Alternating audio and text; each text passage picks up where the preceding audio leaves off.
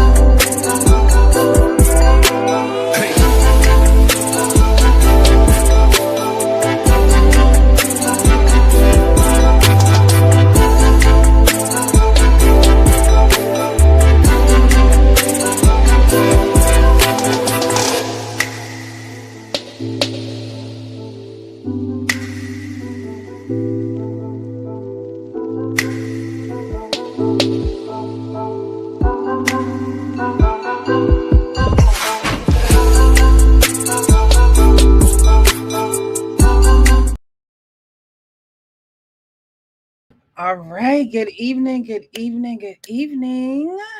Happy Tuesday. We are here once again. If you are new, definitely hit the like button, share, subscribe. If you want to wait a little bit and you just want to test out the waters, I understand. I get it. You know, everybody's not just do what I say type of people. People got to warm up to the Adoptee Foster here over on the Real Precious Network. So thank you guys so much for being here. Mr. 3 a.m. Thought Club, Mr. Leon, how are you this evening, sir? I think you're on mute. It's probably my fault. I think I put you on mute. All right, should be good. I was trying to see if I could stream this to my channel. I'm doing good. How you doing? Good. Can't complain. I could, but I'm not going to. No, I'm good. I have nothing to complain about. Long day at work, but you know that's just the grind. And other than that, I'm good. I'm good. We have beautiful weather today. So, you know, that puts everyone in a good mood. Yeah, it was nice today. Yeah, it was really nice today. It was nice yesterday too, but today was just another extra cherry on top because we're supposed to be getting cold weather next week. It's supposed to be dropping again. So we got to enjoy the days. I told y'all it was going to be nice. I hope nobody acted up. Hope y'all covered y'all neck still a little bit, you know.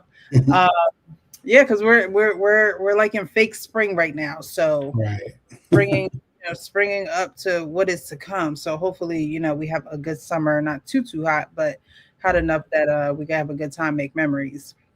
Again, if you are here, definitely hit the like button, subscribe to the channel over here at the Precious Network. On Tuesday nights, we have the Adoptee Foster.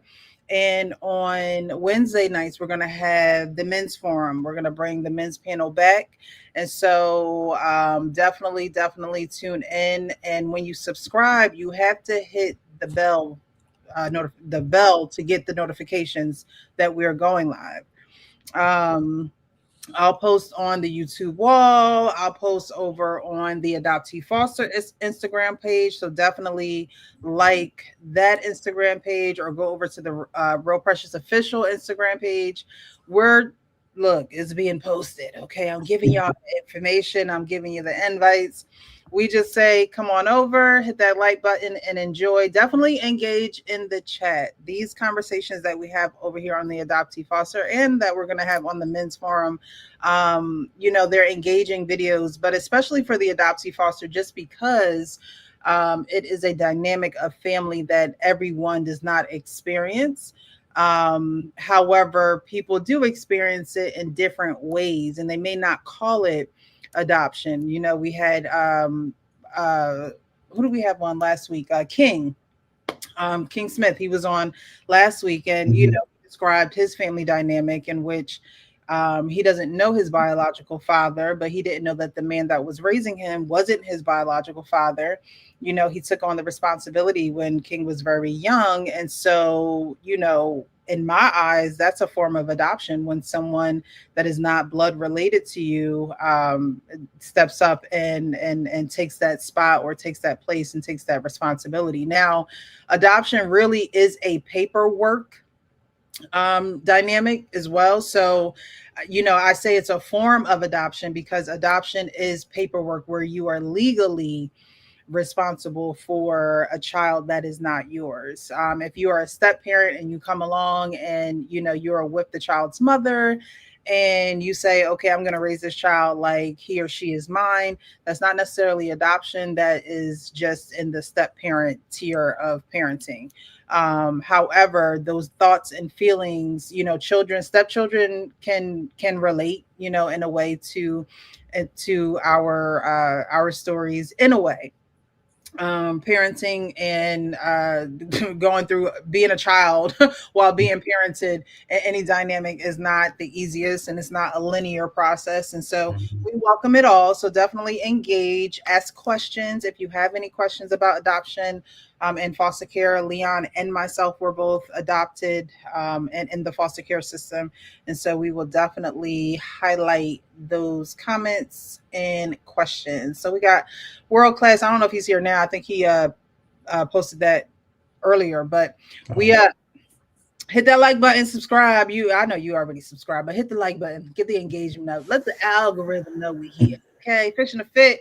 Good evening, everyone. Good evening to you as well. Thank you so much for being here, enjoying the early warmth. Yes. Okay, it felt good today.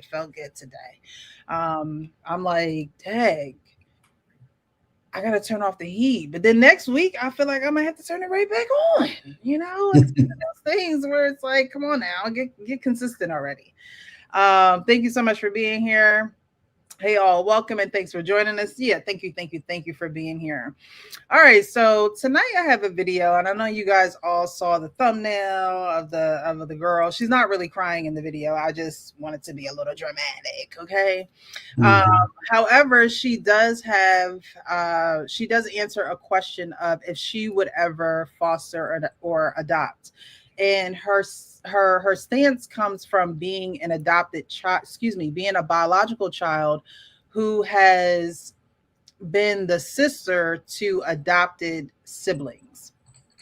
So we're going to get into the video. The video is 5 minutes long. I'm not going to play it all the way through in one shot just because I don't know with the copyright strikes and all of that good stuff. So we're going to chop it up a little bit, but definitely, again, engage in the chat, put your questions in there, thoughts towards the video, and we're going to get to it.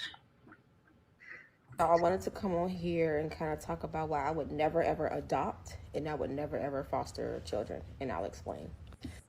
Let me know if you guys can hear it. If you can hear it, definitely put a 1 in the chat because it seems pretty low to me, but that could just be my speaker shot. My mom and I started a podcast. We have been through a long healing journey, and the podcast right now it's just on YouTube. So if you go to Hurting Mothers, Healing Daughters, you'll see the video that I'm talking. Just to let y'all know, I searched high and low for that video and I could not find it. I don't know if they took it off of YouTube, but I searched. But one of the questions she asked me is if there was anything I would change from my childhood. And I said yes. I had my answer hot and ready. I said if I could go back, we wouldn't have fostered none of them kids. Period. My reasoning is that I feel like the sacrifice that biological children have to make in order to foster children like in a safe and loving environment is a great sacrifice. There were times, and my mom probably fostered 30 to 50 children in-house. She was a philanthropist all my life. So she worked in ministry with youth. She worked in the community centers in like the hood, and she mothered all of them too. Okay, you get me? We were sat down every time we had a foster kid and was like, you have to make this sacrifice because you have a mother and they don't. We were like, okay. Like once we got to the third, fifth, fourth, we were like, okay, we know what's up. In a way, we were put on the back burner. I'm going to stop it right there for now. So far with what she is saying, what are your thoughts with her feeling as though she was put on the back burner and her mother fostered 30 to 50 children throughout her time being the biological child? I mean, that's valid. It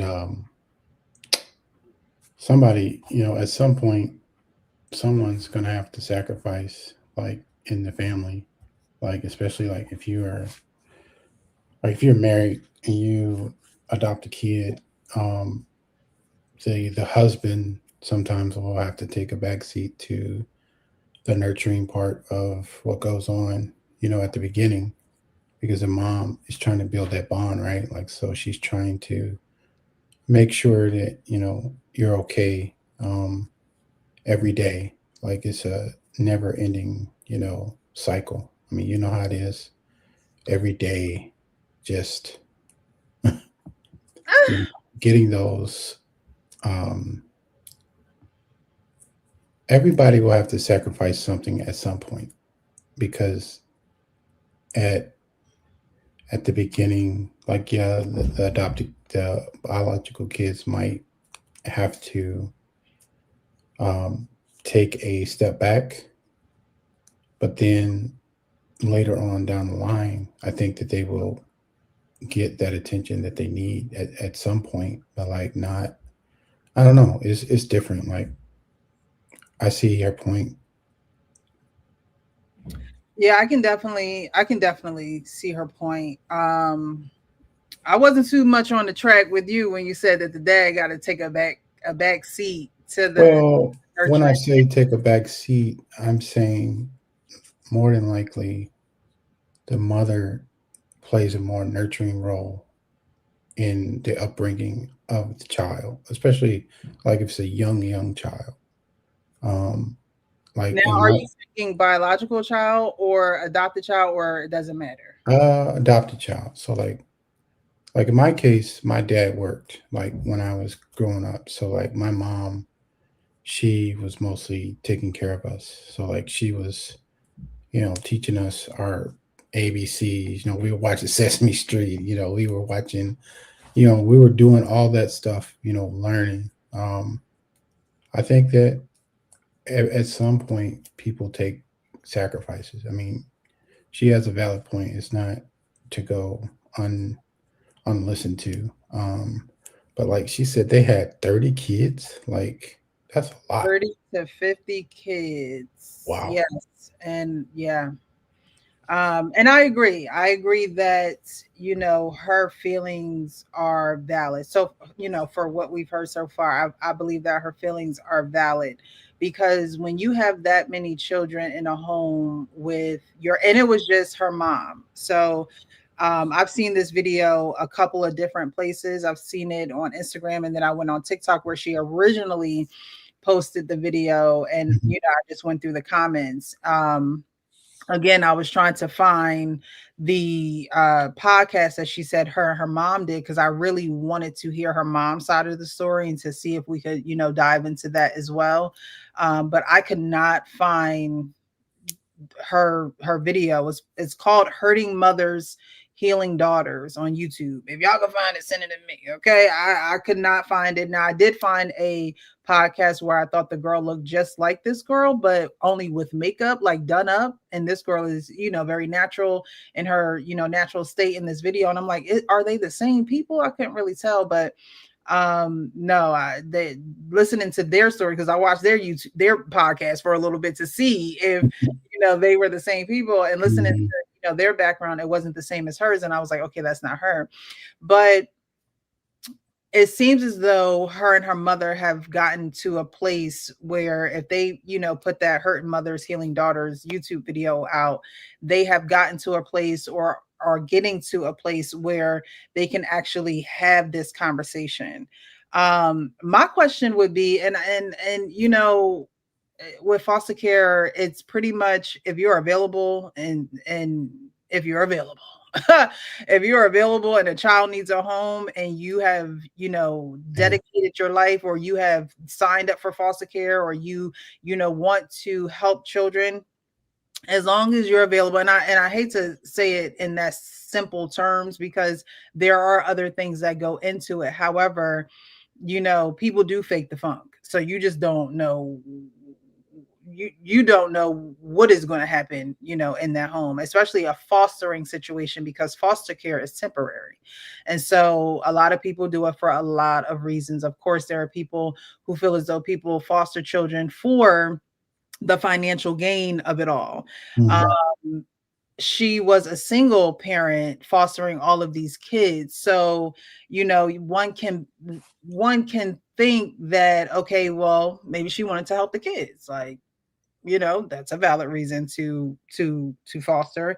Another reason could be, I mean, she has biological children, so it's not that she can't have children. I also thought about, well, where is the father to her biological daughters? Like, where he at? To continue to foster. And she did say this was her mother's ministry. And that's another thing. Religion, plays a huge deal in adoption. And so a lot of things came to my mind as I was listening to her, give her thoughts about why she wouldn't foster or adopt children. But we're going to keep going. We're going to keep going. Were made to sacrifice, you know what I'm saying? And also, we had to watch my mother get lashed out on because a child is longing for their family. I get it. I get it. You don't have nobody else to lash out on. You mad that your family, is not in a position to take care of you. The only person you have is this woman with rules and regulations. And, although it was a safe environment, we lived in a very strict religious environment as well. And that can be difficult for a kid that is not used to it. I gave up things like my bedroom, my bed, clothes, time, birthdays, holidays, gifts. All of that was stretched between whoever we had at the time. I rarely had my mom, where it was like me, my mom, and my sister, because I only have one biological sister. She adopted a teenager. When the teenager was 15, I had to be about 9 years old or something like that. I'm going to stop it there, because now you are fostering these kids, and then you adopt a teenager, which we know that adopting older children is not the most, glamorous Very adoption volatile. choice. Like, Yeah. it's like, no, I don't want no older kids. Like, get babies. Yeah. I was 8 turning 9 when I Mhm. adopted. You were younger. You were a Mhm. baby, Yeah, I was right? 3.5. Oh, you were 3.5. Okay, so you're a Mhm. toddler. Mhm. Um, so a lot of even my parents, like my mom said, we wanted a baby, and here I come walking and talking and dancing to Lauryn Hill. Okay, so adopting older is a dynamic that not a lot of people who want to adopt run. Mhm. You do have your adoptive parents who say, I'm only going to adopt older, right? Because they know that those are there's a majority of people a minority of people who want to actually do that. But you're adopting someone at 15, and then you have a 9-year-old daughter who is probably going into the 4th grade, right? And so now you have these different temperaments.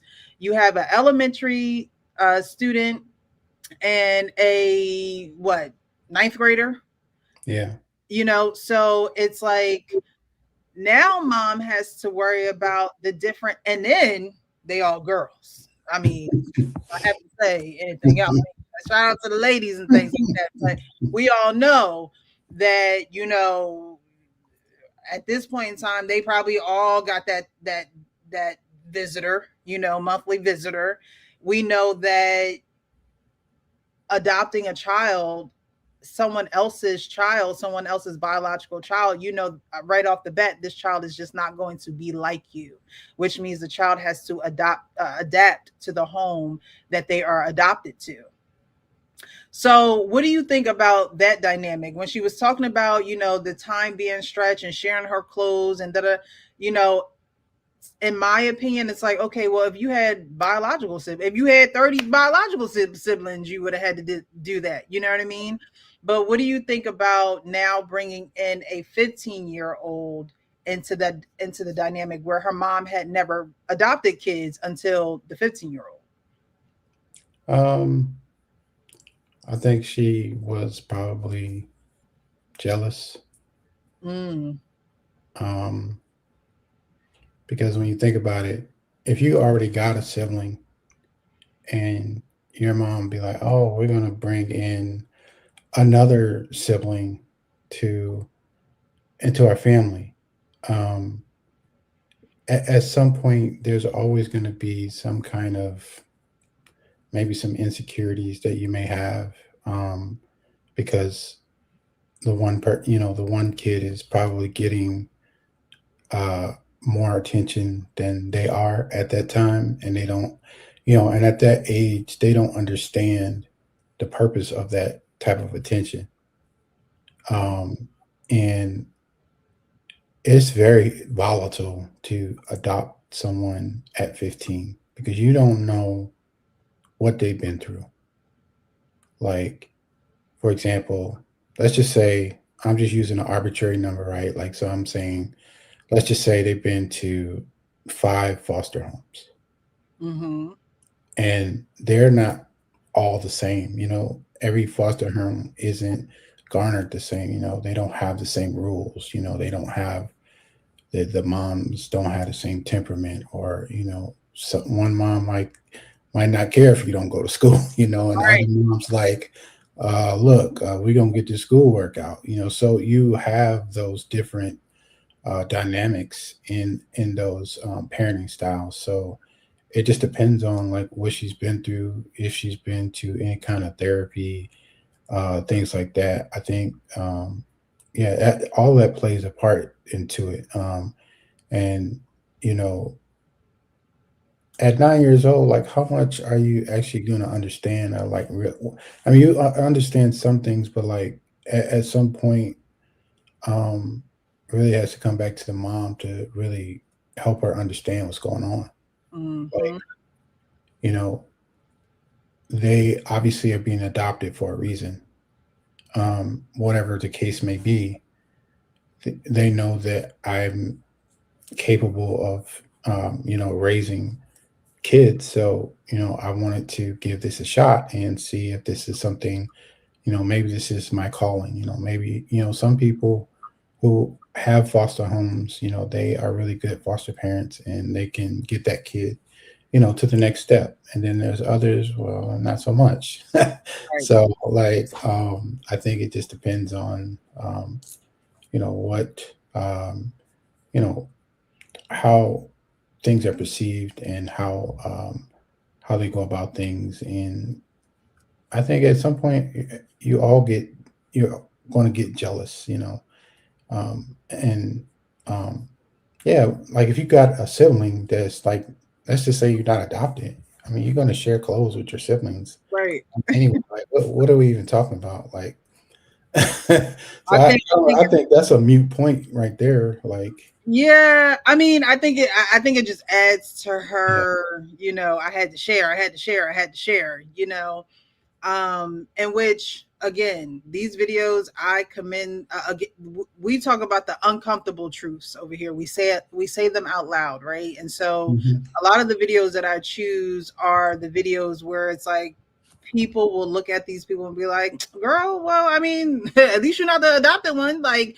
you got to stay with your mom, and your mom helped these kids out. But I do appreciate the honesty because she says something at the end that's very important, and we'll get there, but not a lot of people get to a point where they can be honest about their feelings. They'll shrug it off, or they'll go business as usual, and they'll never get their true feelings about how they feel about a situation that they have no control over, right? Because she said, this is my mom's ministry. Well, what if mom's ministry interferes with her being a mom? Like, we got to be real about that. We have to be able to have these uncomfortable conversations with the people that make choices and don't include us in their choices. I think that someone said it, mom should take her daughter's feelings in consideration. And because she's on this ministry walk and she feels as though she's obeying her calling, other things get ignored. And a lot of Mhm. times those things that get ignored are the things right underneath your nose, the things that, if you're called to a ministry, then that you have to take that quite serious, right? And the quantity of children shouldn't define your ministry, right? That's like pastors being like, oh, well, I have this huge congregation, and that don't mean that you're a good pastor. Like, that doesn't mean that. People who are influencers, I got all these followers, and that doesn't mean that you are necessarily walking out this calling or talent or things of that nature. That means people like you enough to see what you're doing. You know what I mean? So with her, and we go back to foster care and how honestly the minimum requirement is availability, and so she has the availability to foster 30 to 50 children, but she has two biological, and I wonder how her sister feels too. She has two biological children who feel as though they had to sacrifice. And I'll say, again, the clothes, the toys, or whatever, those are things you're going to have to share with, siblings, no matter how many you have. Because I'm sure her and her sister, swap, do whatever, share, like, I'm sure there's no issue or any problem with that, unless she's, some kids just be selfish, child. They, I don't know if she was the first, I don't know if she's the baby of hers, like, you know what I mean? Some kids are just like, no, I want mommy all to myself. However, she's older now, reflecting on these thoughts in her life and what she's been through. And I believe that, a lot of your parenting can be measured by your child's nervous system and how they regulate their emotions. I think the bulk of your parenting, you'll be able to see it and feel it and sense it when your children's nervous system is not frantic around you, or the anxiety is not kicking up, or it's like, oh, I got to get up out of here because I can't even be next to you. Like, that's how you can measure the depths of your parenting with your children. And that goes with biological, foster, adopted. That's how you can really measure it. Yeah, and you can tell, like, when you ask me about my mom, you can tell the way that I speak about my mom is of high regard. Mhm. Um, and so when you listen to people talk, you listen to how they talk about their parents. Like, I'm a big person that if a person doesn't reverence their parents in some way, like, you know that there's some disconnect there. Mhm. And um, I will never, like I told you in the interview, like my parents probably was the best thing that happened to me, and I couldn't imagine life, without them. And but when you meet people and they don't have that same, you know, confidence in their parents, you could tell like that there's something missing, and that they're longing for it. And probably with the person that was older, I'm sure they had tons of problems, just going through school, Yeah. going through like different foster homes. Like we don't know how many they've been through, but like, You hear the stories about people always getting in trouble in school, basically rebelling and, doing things they got no business doing, and, things like that. Yeah, I don't know if she was, there of course there are a lot of details that we just don't know. Like I don't know if her mom fostered the 15-year-old and then chose to adopt her after that. I don't, a huge part of me feels as though that's probably how it went, just because she fostered so many kids. And to choose to actually adopt a 15-year-old had to be, some type of conscious choice. But we gonna hear more about, the 15-year-old and what's going on with her. But I think someone said it in the comments. I could have swore I saw it.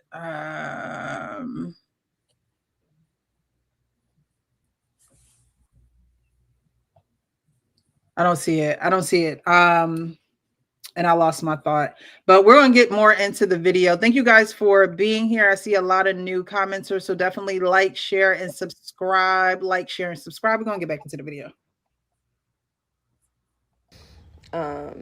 If not younger, and she adopted her. She's the only child she adopted. My mom still has custody of my oldest sister, who was adopted's kids. They still live with us to this day. I'm still sharing my mother. You understand? Does that sound selfish? Absolutely. But as a child, I feel like I'm allowed to be selfish as a child. As a child, I was like, I want my mom to myself. And there was a lot of times she wasn't available because she was parenting somebody else. That was her ministry. That's her calling. You understand? But not mine. So as a kid, I was put into this position where, you have to share your parent. And at sometimes I feel we may have been emotionally or mentally neglected because somebody else needs my time and attention. That was the point where I was gonna go. Her sharing her things with the other siblings, to me, is like, okay, you're gonna have to share. But that emotional part, again, that nervous system part, is where she experienced lack or loss. You know, um, Dr. Gabor Mate, he says that no child experiences their parent in the same way. And so you mentioned it a little earlier. It is the mother, again, if this is your ministry, it is your job to facilitate these relationship dynamics in a way that our kids gonna feel a little neglected because there's a lot of us. Yeah, like yeah, there's gonna be a little neglect somewhere. Like, you know what I mean? But the parent has to be conscious enough, aware enough, and accountable enough to come to that realization too, because you have to know that it's happening. But as a single mom, right? Because I just, it's something about just continuing to give somebody else's kids just because you can foster. Like, you have to, when does, I think somebody said, when does the caseworker get involved? And here we go. Caseworkers should be involved even after the adoption. But even, beyond adoption, the foster care, like, this is a single mother. Like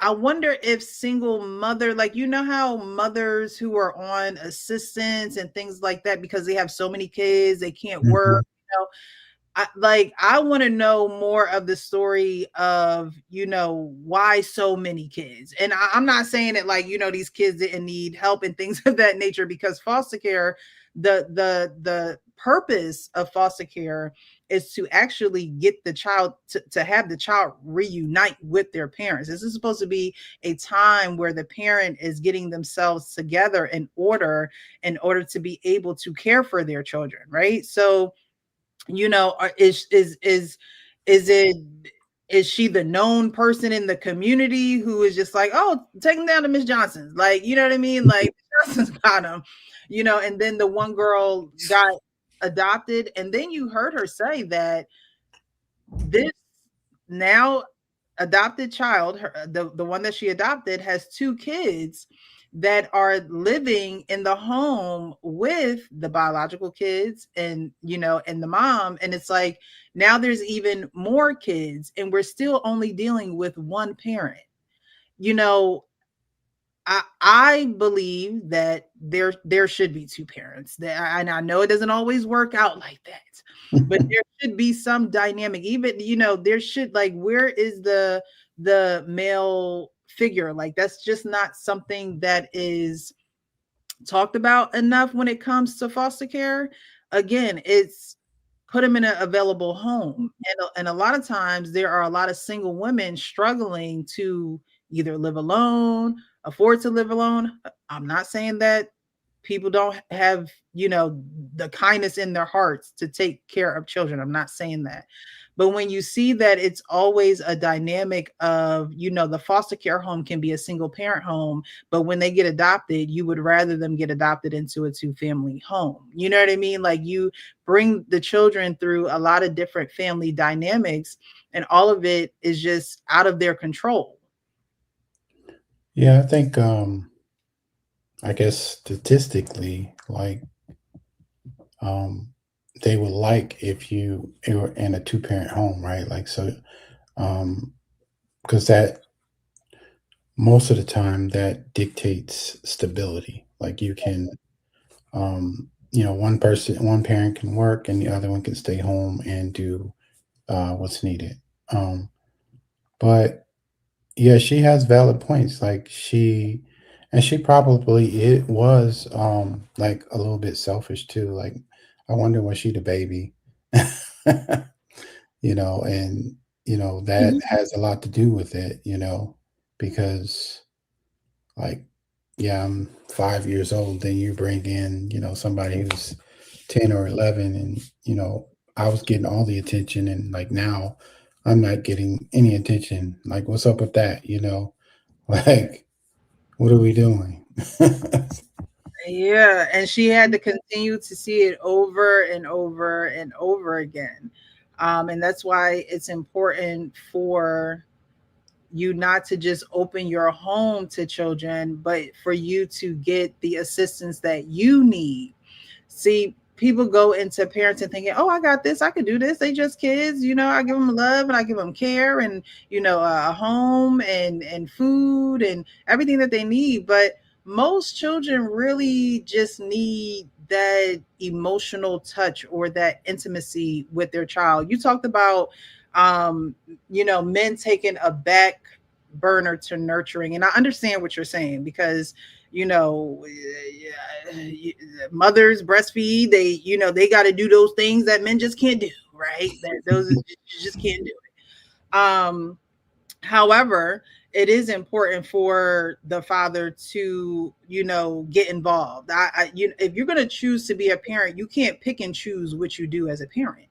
Like, I just Mhm. don't think that and maybe because this is it's personal in my life. You can't delegate everything to mom.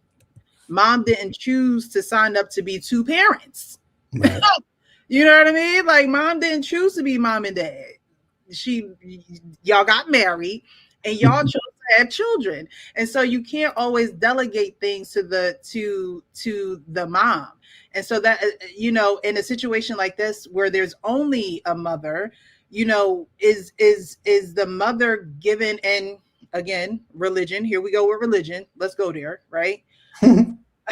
Religion is, for religious people, religion is, oh, God gonna work it out. We just gonna pray. We're gonna pray about it. We gonna go to church on Sunday. Pastor gonna lay hands. We go get the oil, and they think everything is just supposed to be fine. Everything's just gonna be okay. God, sometimes God is just not enough, and Yeah, that and what I say. like sometimes it's just not enough. And so where is the educational background of the psychological, emotional, um turmoil that children go through, right? Like those are not thoughts that foster or adoptive parents are trained on, like training meaning doing it over and over again, so you understand the impact that you are about to, embrace within your family, because it's going to start with you, but it's going to stem and run through the people who are connected to you. And Yeah, so that like there needs to be more awareness around that.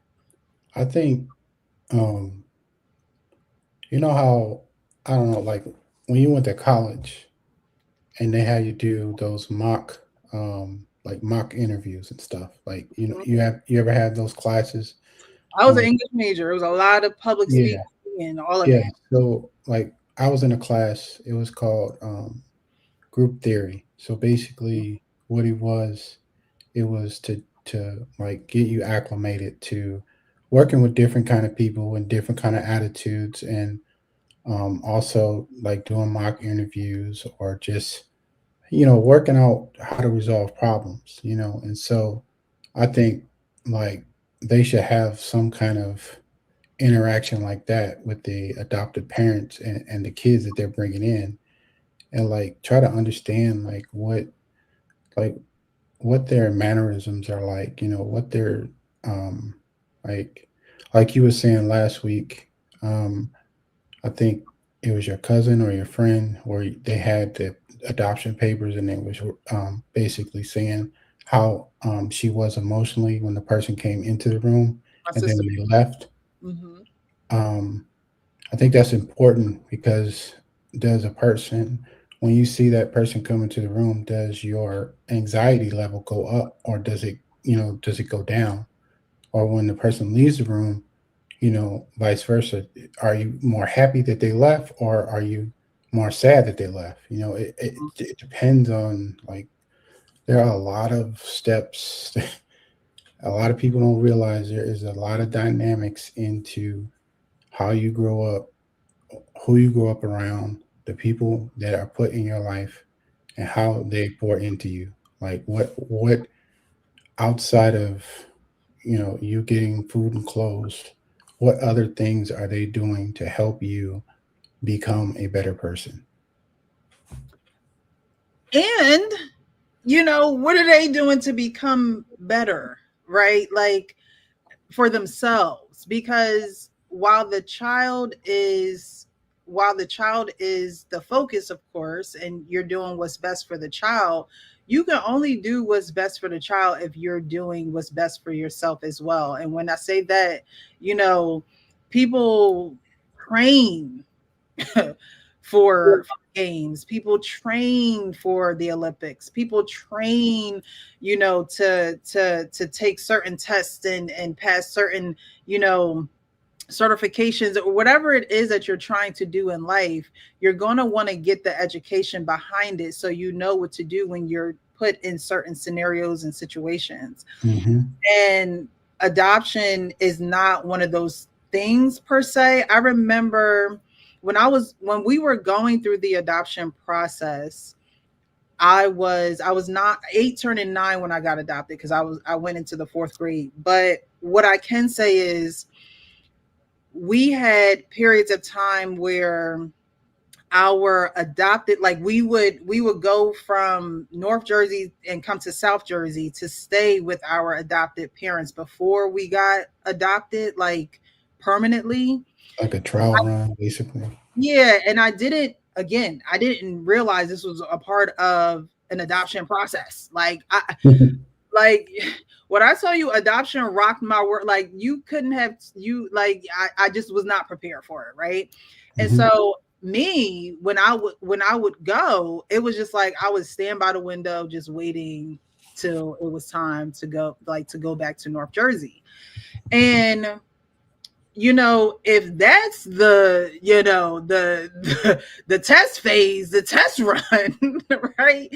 And I don't know if my emotions and things like that were documented. I don't know if it was said that, oh, she would cry, or she would, stand by the window ready to go back to, I don't know if that was the communications given to my foster care mom, or to the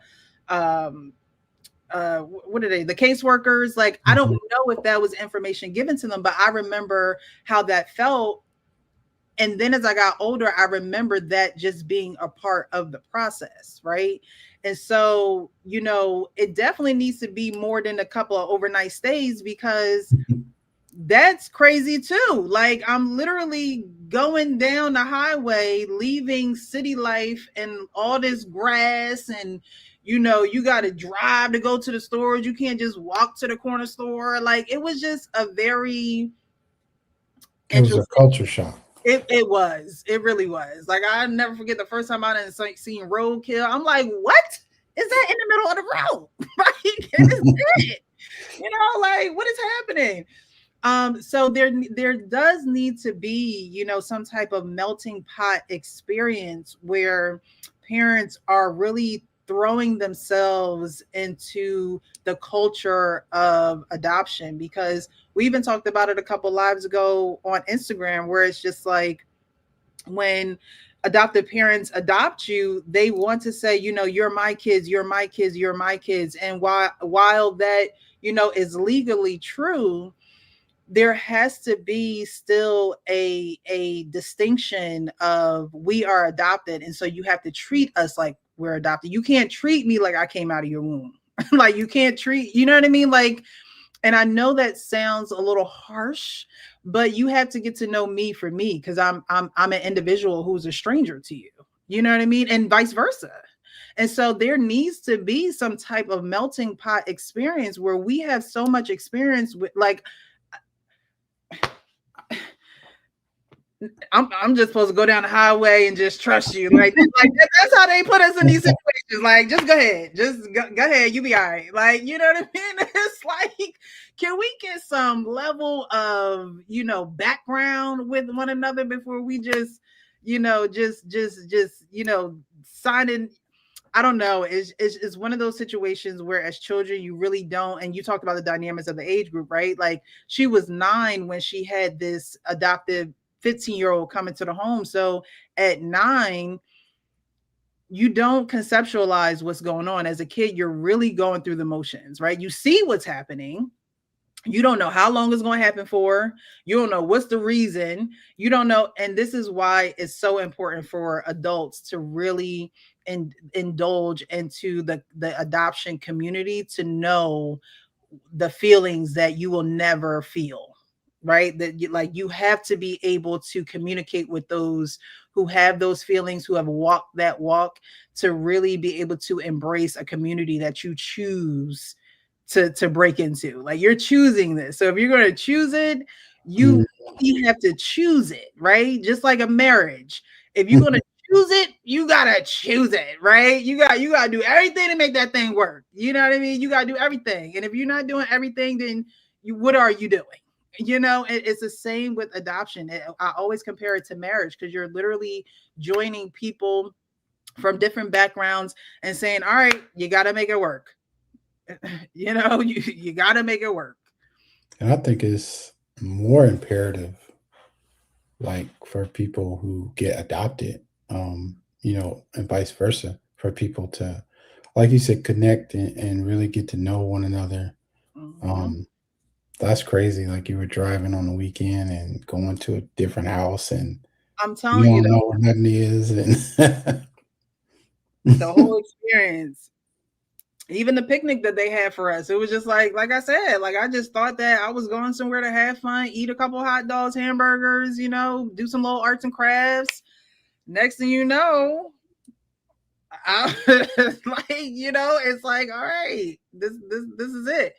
But as a child, you don't know. And so I believe her feelings are valid, because these are the thoughts that children don't bring to the forefront. And, she's a woman now. It's almost like you have to wait to voice these opinions. And not to say that you have to wait, because y'all know, if anybody who watches know me, I believe in always speaking what you feel. And that won't come as naturally as I just said it. Because for me, it was writing it down at first. Like, I couldn't speak it. It was just like, I didn't want to have any parts. I'd rather just be silent and I'll just write it down. Right. And so, and then after writing it down, it became, all right, well, I'm gonna have to say something, you know. But when you feel stifled in your emotional growth, you have to be vocal about what's going on inside. Like you have to be vocal. And, you know, it wasn't until I was in my early 20s where it was just like, all right, I need to go see a therapist. Like I have to go see a therapist. Like it's ruining my relationships. I'm angry. I don't want to, you know, engage the way that other people want to engage. Like I had to really go and regulate my emotions because those were not emotions that I felt safe saying out loud, or they weren't emotions that when I did say them out loud, we were getting anywhere. It was just like, oh, you're just being emotional. You're just, you know, you're doing too much. I'm not that emotional person. So, you know, when you don't have that safety where you feel as though you should have that safety, you still should seek that safety somewhere where you can get it out. And so again, I appreciate her for getting it out. um that's why I wanted to watch her mom and their interaction about this, because you know a lot of times parents don't want to hear the truths of their children, because in their mind they did everything that they could, they did the best that they could, and they were doing what was best for all parties involved. Even when you're doing what's best for all parties involved, someone can end up hurt. Like you know, we have to be able to be real about situations and aware that you know doing what's best is not always the outcome that you think is that you want. You know, there are casualties along the way. There are, you know, there are bumps and bruises and scrapes, and you know, you doing what's best for children and your own children are, you know, crying out for help. You have to understand that, and we did. But I answered the question on the podcast, and I know my mom feels like it may have ruffled feathers. Those foster kids may have seen it. I know one person that we did foster, my sister's best friend, who had like a troubled upbringing. She commented on it, and she's such an eloquent speaker. She's so doing her thing. Stephanie, I love you. And you know, we were able to have dialogue about it, but I just feel like that the biological children are not advocated enough, because the loss that these other children experience is so great. You know, I really feel like biological children experience a great loss as well, loss of time, like even like just loss of time spent. My grandmother passed away. She wasn't really in my life due to us living away, and you know, my mom and dad, whatever. But when she passed, I mourned the time we didn't get, you know what I mean? Like that was heavy on me. So I think as a adult, I'm able to be honest, and I was able to tell my mom, like, if I could go back, I probably wouldn't have, you know, fostered. I probably wouldn't have, you know, wanted to foster any kids. I would have wanted to see what life would have been like if you were just my mom. And I think I think it's okay to be honest about that. And that's also why I say I don't think I would ever adopt or foster kids, because I know what it feels like to be a biological child, sacrificing a lot. And like I said, it wasn't just one person. Like we fostered maybe 30 to 50 kids in home, and then she mothered and mentored thousands of children over my 30 years of life. So, you know, I think it's just another perspective. I know if she could go back, she would do it again. That is, like I said, that's her ministry. That's her lane. But just advocating for myself, which is okay to do. It's healing too. It's a healing process. You know, I'm still healing, but yeah, tell me what y'all think.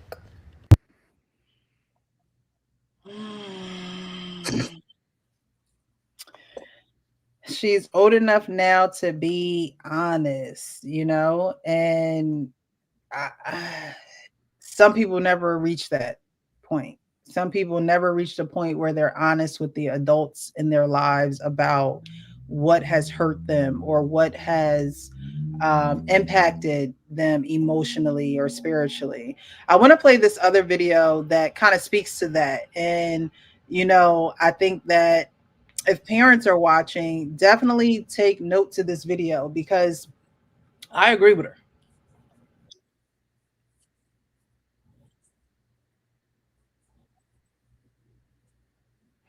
Hold on, I think YouTube doing this delay thing.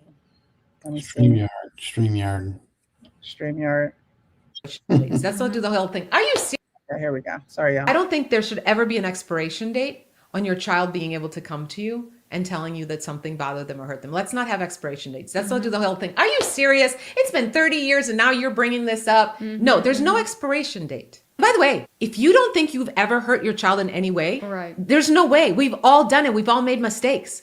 I have never met a parent who's never made a mistake. This is the dilemma. Our kid says something like that to us, you hurt me, and we just it's in our face. We feel like everything we did was bad. We feel very insecure, and then we let that emotion come out. Yes. And we can't see what they're saying because that emotion and how we're feeling and how we feel attacked is clouding our vision. And you know what that's a sign of? Yeah. That we got some crap to Right. work on Yes, ourselves. yes. Because what that is our own ego and our own insecurity and us attaching our whole value and our Yes. whole identity to whatever is happening with our kid. That is cruel to us and unfair to them. Sometimes.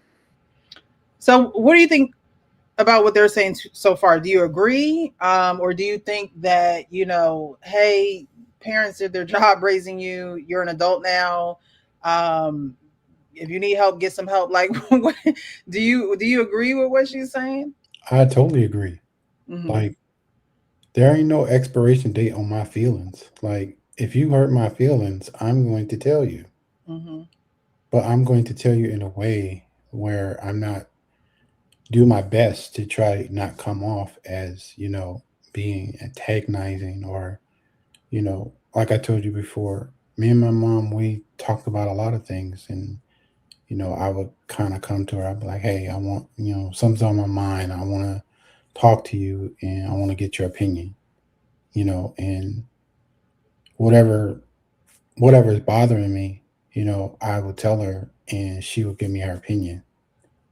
Yeah, I don't think when somebody says that you bring this up 30 years later, it's on their mind. It's in their conscience that they know that they did this and they haven't said sorry or they haven't apologized for whatever they did. I don't think that there's no expiration date on people telling you how they feel. Now, how you react, now that's a different story,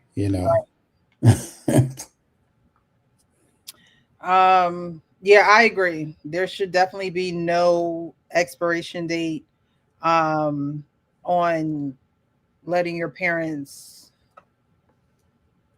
know what your grievances are. I think that, and she's going to cover it in the video, but someone who is able to be you should feel good when someone is actually able to be honest with you.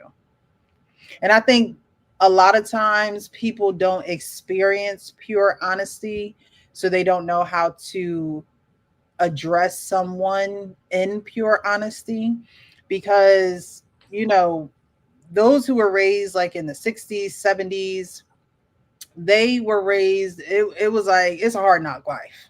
Okay. It's a hard knock life. We out here, we're trying to help our parents do what they need to do. Some of our parents have a 3rd grade, 4th grade education. Some of our parents, had to work and grind it out, and we didn't complain and things of that nature. I read something where it was just like, this generation not gonna let you get away with nothing. Okay. I saw this one video where she was like, my son, she's like, I've been around my family all my life. She said, my son came around my family, was like, I don't want to be around them no more. Why do you go around them? Why do you subject yourself to this? And she goes, when we see Aunt so-and-so or Uncle so-and-so, we just know that's Aunt so-and-so and Uncle so-and-so. They're going to do this, they're going to do that. And she said that her son said, yeah, but why do you have to be around that?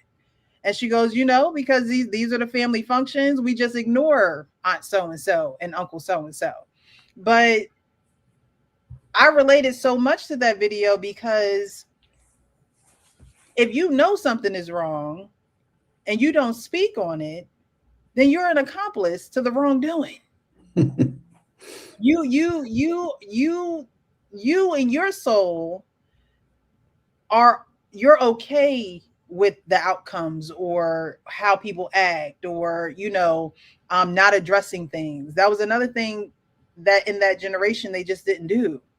They didn't address how they truly felt because maybe there was no time, maybe there was no patience, maybe there was no education, maybe there just was no awareness in general. We grew up in a time where it's just like, all right, we going to college, we taking courses, we learning about the brain, we learning about, how our bodies react to certain emotional responses. Our mind is opened up to so much education that we don't have time to stay in ignorance. We don't have time to stay in the, oh, well, that's just how so and so is, because we know that also back then they needed their kids to work in the fields. They needed their kids to be, involved in the family dynamic, because if not, maybe they didn't eat. Maybe they weren't provided for.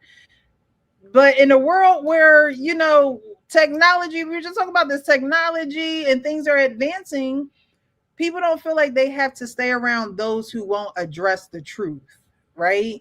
And I think that's what burns up, especially adopted children. That's what burns them up inside, where it's just like, I always say, that big old elephant in the room, and we just gonna act like it's not there. Like, I mean, it's kicking me in my side. Okay, I don't even have room to be in this room because the elephant is so big, but we're just gonna act like it's not there. And we have to be able to evolve as people to address the elephant. We have to be able to say, and if not for you, for me. I always want to be honest with myself. I always want to be real with myself. Even if you didn't want to speak about it, I want to speak about it. I want to speak about it. If you don't want to address it, that I want to address it, because I let you know that I want to address it. And I think that we have to, as parents, be humble enough to receive that from our children, and as children, be bold enough to speak our truths. Because if not, you're going to walk around in a world where you don't completely feel yourself. You're hiding somewhere. There's something inside of you, somewhere inside of you, that's hiding. There's no way you can show up as 100% you when you're hiding something, when you don't want to address something, when something's on your mind, pressing on your brain, and you purposely walking around it. So I definitely agree with what she's saying as well. Yeah, like I always was a person who, especially to my parents, if I felt like something was wrong, or if I didn't understand something, because like a lot of times when you're growing up, I don't know about for you, but like for me, it literally felt like I was in the Twilight Zone. Yeah, I felt like I said they got a different world. Remember that TV show, A Different World? I was like, they need an Adoptee version, because it's a different. Okay. Yeah, like just trying to figure life out, and trying to figure out what's going on with me, like I don't look like none of these people. Where am I? Like, what's going Like, on, man? How'd I get here? and then when they tell you you adopted, like I was like, okay, what did that mean? I'm like, I still love you anyway. Like, what are we even talking about? Like, but I was young. I was at a young age. I didn't really understand what all that meant, and so to me, I still lived life the same. Like it didn't sway me either way, right? Like, so it wasn't like, oh, I found out I was adopted, and then I started, you know, rebelling and doing stuff I had no business doing, So like I think it just depends. But yeah, like I wasn't I wasn't holding back how I felt, because that can weigh on you. Like when you know how it is when something is weighing on you and you're thinking about it constantly, like It becomes you can't heavy. sleep. Yeah, you can't sleep. I like to be light on my feet. Like I want if I'm gonna be heavy, it's because I just ate like before on this live, right? I was like, I got the itis a little bit. I just cooked. I just ate.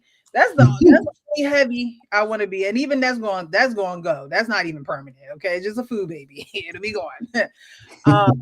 But I don't want to be heavy burdened with information that I could have released, because a lot of times too, even though you want to speak your truth, that doesn't mean the person on the other end want to address that truth. It doesn't mean that they want to come to the table and sit across from you and say, okay, let's address this, and see where we can go with it, see what the next steps are for us. So even as the person that's holding the truth, getting it out is not even necessarily the it's not gonna, it may not even be, you may not get the outcome that you think that you're gonna get, right? Because some people just don't want to address the truth.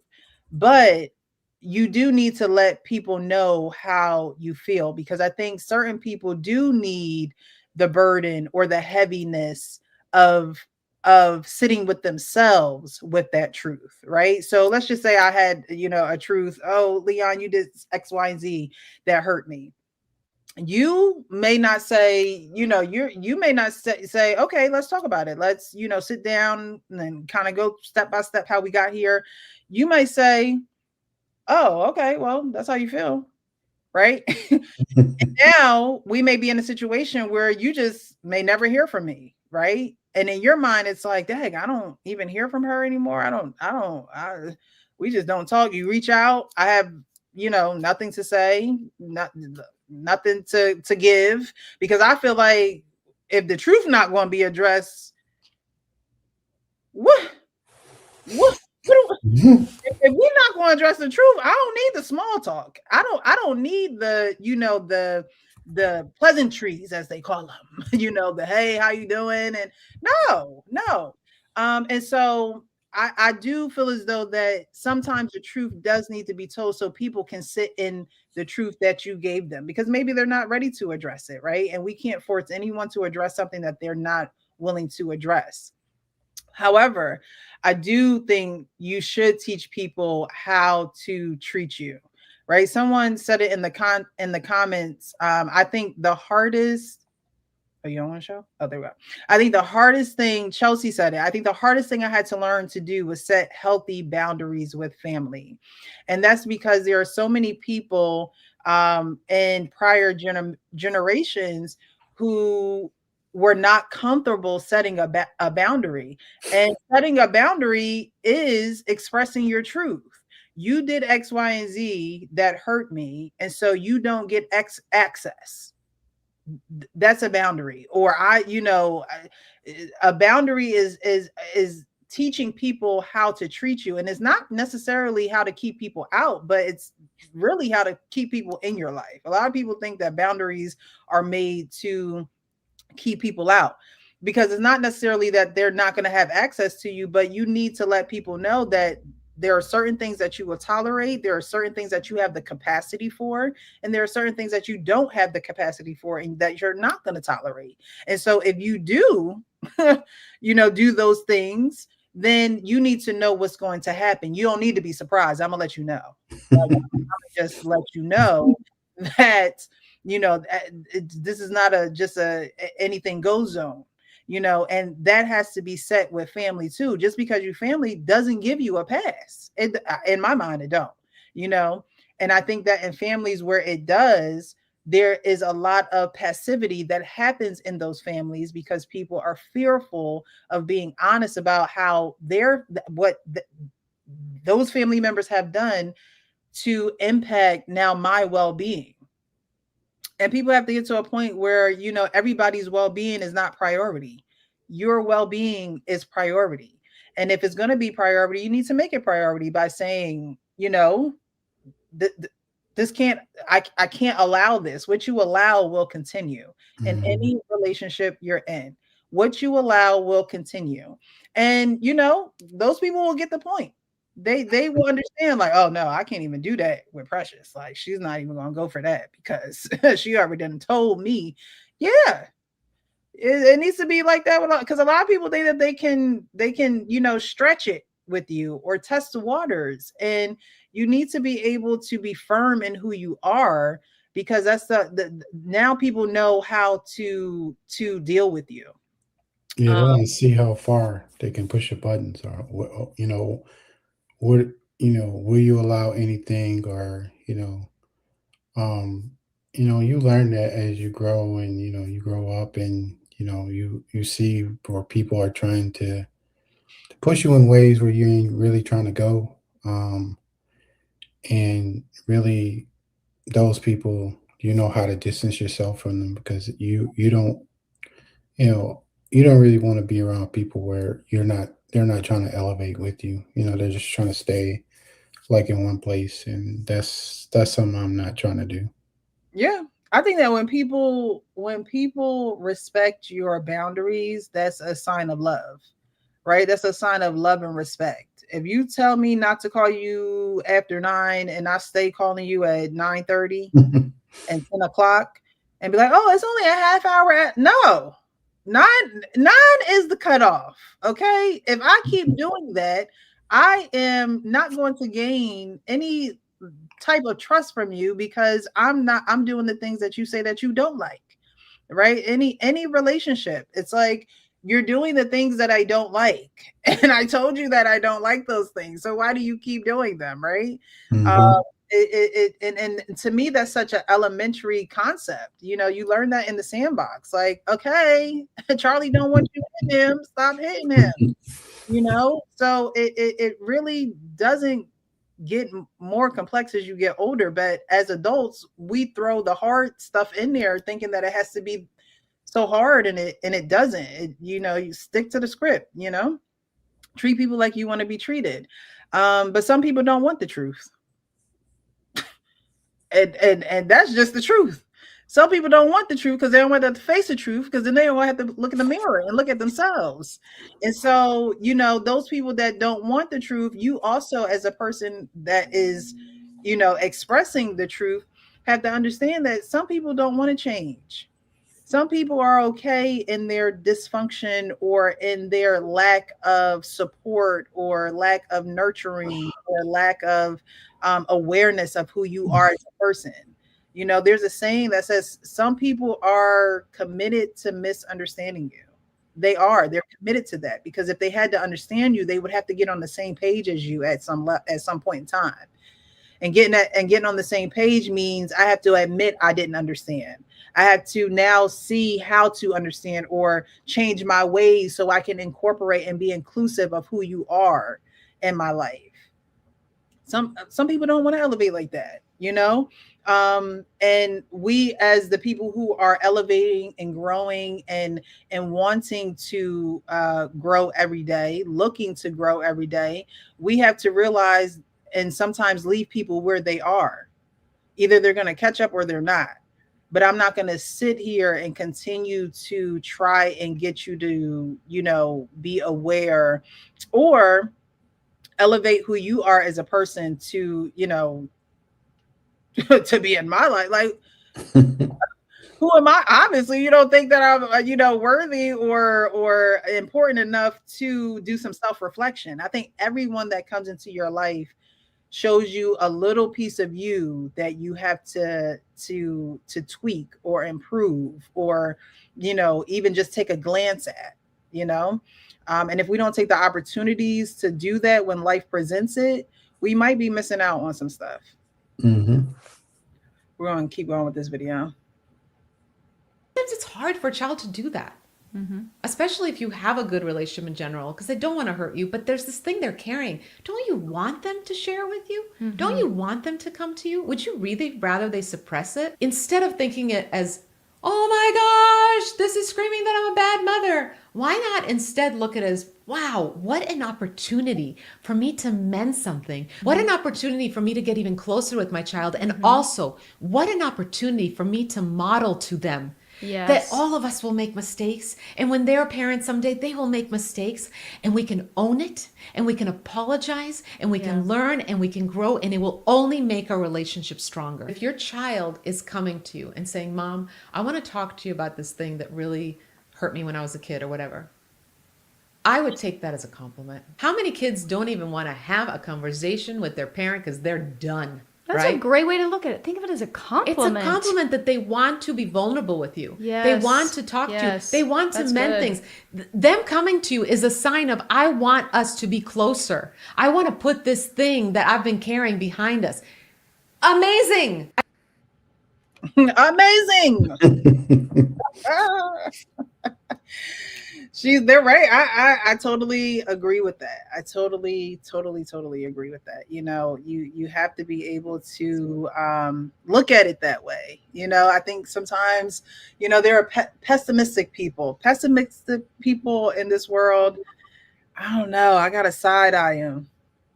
I side eye the pessimistic people. I do. Because it's like, why you want to be negative about everything? Like, why? And then it's a whole bunch of whys. Like, how did you get here? Like, how is everything that you look at negative? Why do you see the bad in, you know, in this simple question or this simple you know, observation? You know, why? You know, is it, you know, that question of, do you think most people are good or most people are bad, right? And then you have people that are like, yeah, no, most people are bad. And it's like, why do you think that?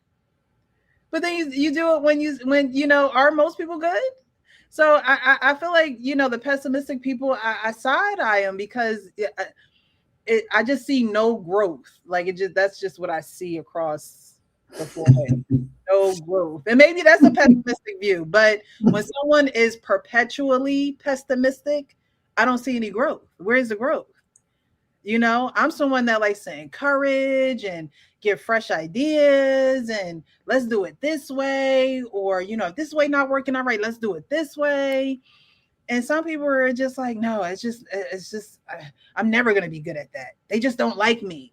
Or I'm just, you know, and it's just like, where did that stem from? Like, you know, who told you that? Who put this negative seed inside of you and now it's grown to be an oak tree? A lot of times when people say that other people don't like them, it's in their own head because they never heard nobody actually say that. No, you know, no, somebody had someone had to give them the thought that they are not liked or they're not enough, or, you know, maybe it's not necessarily liked, but they're not enough, or they don't have what other people have. That is part of parental intimacy, right? Mhm. So pessimistic, and I sit here and wonder why, but I know why, because I study these things and I read. But that is part of the parental intimacy. And if someone is perpetually pessimistic, they had a parent who was abusive in some kind of way, and most times it's emotionally or verbally. Most times when you have that pessimistic spirit, or it could be physically too. Because I mean, if you hit me so many times, you ain't gonna get a smile on my face. You're gonna get a fight back. Like, you know what I mean? So that pessimistic spirit comes from the parental intimacy that there was a lack of that. There was no intimacy, there was no closeness, there was no reassurance, there was no safety, there was no trust. And now your brain is wired to think the worst of every situation. Your brain is wired to see the bad in every situation because you never were given reassurance that things would be okay. You were never given reassurance that you were okay or you were enough. You look, I had to sacrifice. I had to sacrifice my time. I had to sacrifice my clothes. I had to sacrifice, you know. And I'm not saying that she's pessimistic. She's, you know, doing a deep dive into things that hurt her with her mom. But there are just some people that when you come to them, I know a person where it's just like, no matter how much you encourage him, no matter how much you hype him up, no matter how much, he just feels like people are out to get him. But I also know where that stems from. And that's from a parent, you know? And when your parents don't reassure you, the world, they may have your ear and whoever has your ear has your life, right? And so if you're going out there and you're not experiencing this intimacy with someone, then really you're going to be the you might be the demise of your whole operation. It just might just be you. It's not them out there. It's you. And what your family pours into you is very important. It's so important because those deep rooted thoughts and those spirits like that of negativity, when someone is always negative, that is a deep rooted seed that was planted inside of them. It really was. It really is. Because you don't just, kids are kids naturally want to share. Kids naturally want to go and be around other kids. Kids naturally, it's not until they get in a finger pointed in their face too much or their interests are not, their parents are not picking up on their interests or their parents are just not emotionally involved or, that gives them that feeling of loss and lack. Yeah, I mean, if you, and today is a different time, right? Like, so when we were growing up, it was all the kids were doing stuff outside. It was just like it was like a rite of passage to be outside playing, playing football, doing whatever outside you can for activity, riding your bike. But nowadays, everything is so digitally driven.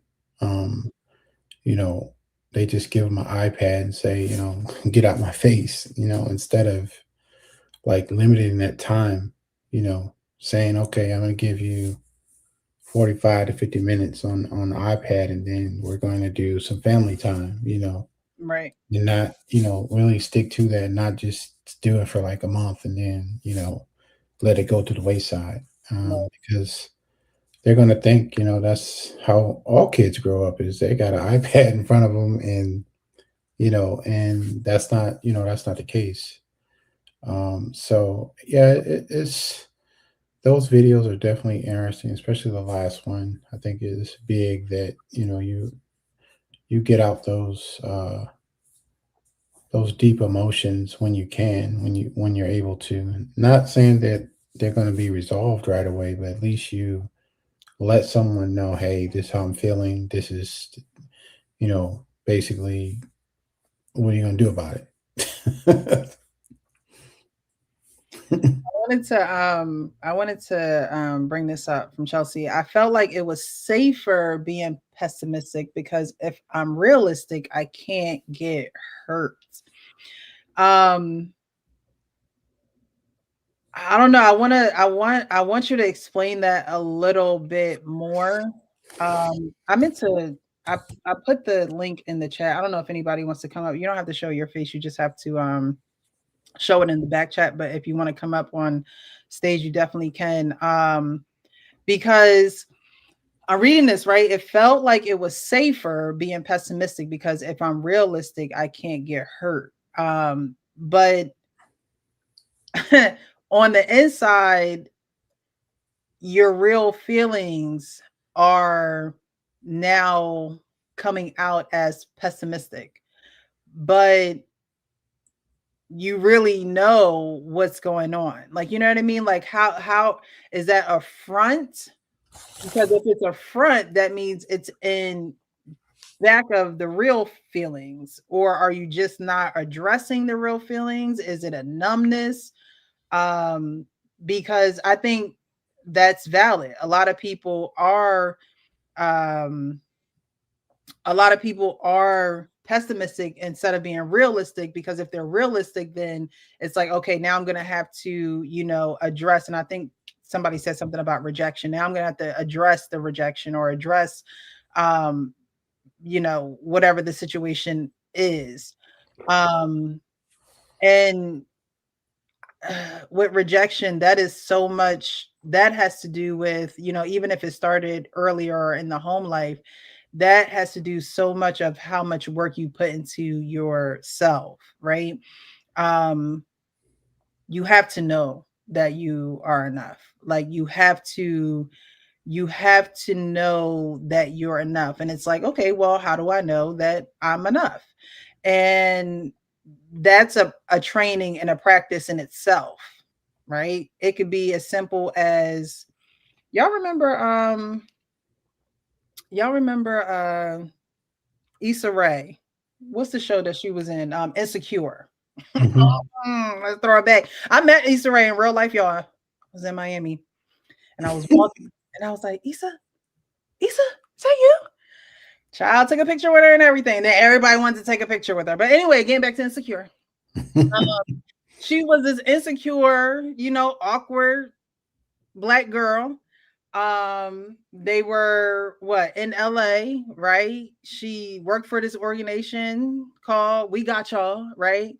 But she was awkward, right? And the whole angle, or a lot of the angle of the show, was her talking in the mirror, right? And she's talking to herself, but she's like these different characters. Y'all better get into talking to yourself. I talk to myself, okay? I talk to myself. I examine myself. I do a analysis. Like, you have to get into you. Like, and that has to be a routine, or music, yoga, exercising, therapy. You have to get into you, so much so that your truth doesn't scare you. Your truth doesn't make you shy away from other people. Your truth doesn't allow you to feel the rejection, because some rejection is for your protection. But some people reject or avoid rejection, not understanding that if it's for you, it's for you. If it's not for you, it's not for you. But those thoughts go deeper for those people who are not into themselves. It's like, okay, well, why don't they want me there? Why didn't they invite me? What's wrong with me? And it's like, child, if they invite me, you think I'm thinking about all that? Bye. I'm making other plans, or I'm just chilling. You know what I mean? Like, you have to love you so much that whether people are around you or not, you're good. You walk outside with, whatever your insecurities are, fix them. Why stay insecure about them? Fix them. Do something about it. But being insecure and thinking negative about every situation doesn't help you in the long run. You're only making those feelings that you truly feel. Look, they down at your feet now, but they still there, right? We want to let go of the things that are heavy, and those things become heavy when we don't address it. Like, they just don't go anywhere. I talk so to myself. I have to laugh at me on some things. Same here. Okay, like, girl, now what did you just like? Take it back. Now you should have said that. Take it back. I practice conversations in my head before I have them. That's actually a smart thing to do. Like, again, right? Public speaking is a class in college. I was an English major, so I had to take public speaking classes. And they tell you, go in the mirror, practice, get over your anxiety, picture everyone naked, right? Like, we know all these prompts and side notes and tips and tricks that they give us, right? But it's a real thing. You have to practice it, just like riding a bike. I remember when I first started riding a bike, man, I was going this way and I was going that way, falling, got scrapes and stuff. I got the infamous knee mark. Okay, you wasn't outside if you ain't got that infamous knee mark. I got the infamous knee scar. Okay. But it was because I kept on trying. I kept on getting on the bike and trying again until I felt good about knowing how to ride a bike. It is the same with any and everything in your life. It's the same thing. If you have trouble communicating, practice communicating. If you have trouble writing, practice writing. Give it the attention that it needs so you can love you 100%. I think that we shy away from those things because we feel as though the time is not important, or why do I have to do that when I'm okay living like this? But how much more better could you live if you addressed those things? Like, talking to yourself makes your body and mind respond collectively to your thoughts. Yes. Yes. People in relationships, it's like, maybe you need to practice this before, you come together and have the conversation, because, sometimes those first thoughts are the thoughts that will kill the whole conversation. Sometimes the first things you say out of your mouth out of anger, right? You don't want to speak out of anger. So get all the anger out. Like, go take a drive or something, and then come back with clearer hearts and clearer minds and clearer spirits. You want to be able to do that on your own. So the person that you're with, or even a family dynamic, you want to be able to do that so the person can have trust in communicating with you. I'm just too outspoken. Side note, never take public speaking with friends. They will make you laugh while presenting every time. I just can't sugarcoat the BS. Yeah, and a lot of people that's a realist, right? It's just like, no, we're going to be honest here. And like I said earlier, you can't force people to be at the level that you're at. A lot of people are not ready to, when they say, can you handle the truth?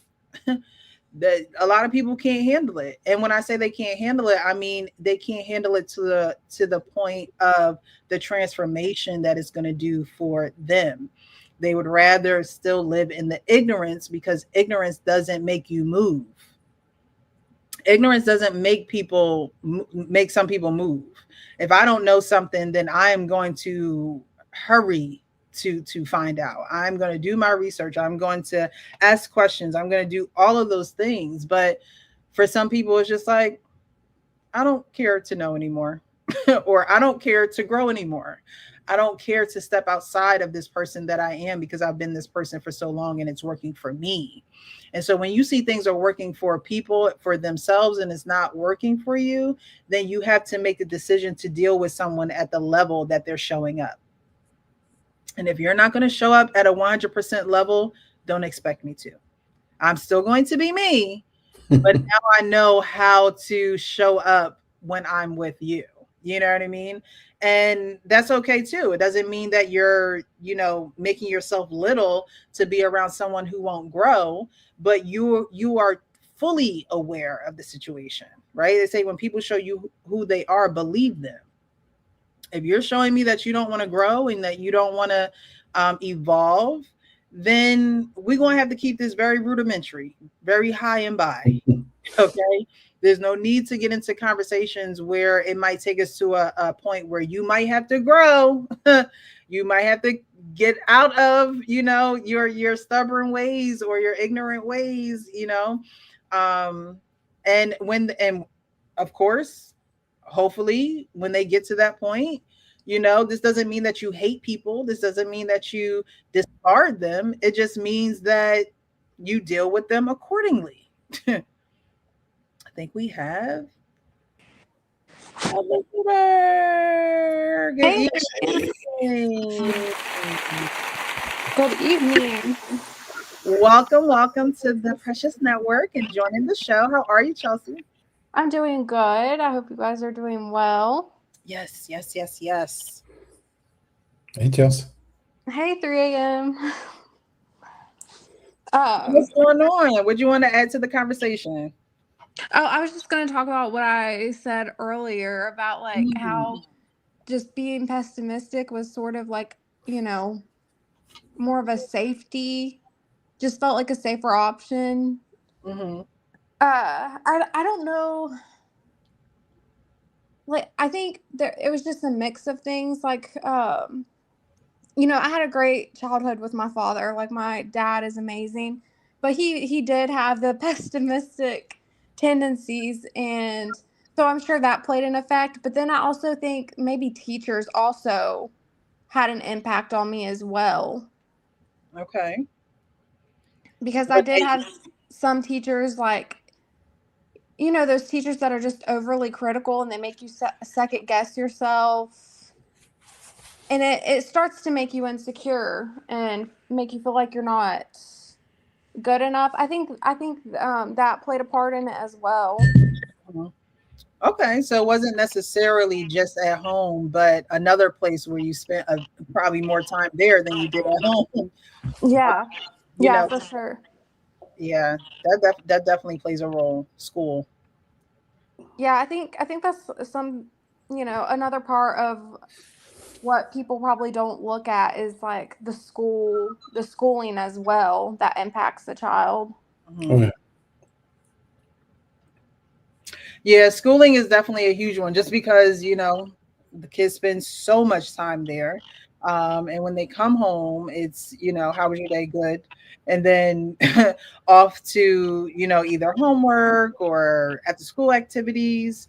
And where you feel as though home should be the escape, you may be experiencing some of a little bit of the same thing from school at home. And so you're right. A lot of that's not something that's considered because you think school is okay, they're at school and they're learning and their teachers are taking care of them, but teachers too are the first people that we have communications with that can impact our nervous system. Right. And I want to clarify, like, my dad, he wasn't pessimistic with me. Like, he Okay. wasn't discouraging towards me. Like, he always encouraged me. He always, you know, made me believe that I was going to succeed and do well. It was Mhm. just more so like me being pessimistic with myself. Got you. So do you think that you're still pessimistic, or is it something that you've grown out of and able to work through? Oh, I still have those tendencies. It's always a constant battle. But I do therapy, so that helps obviously. And I always try to look at things that are motivating and encouraging. So I mean, I have, you know, a variety of things that I do that are helping me with it, but it's always, like I said, a struggle. I love the honesty. I love the honesty.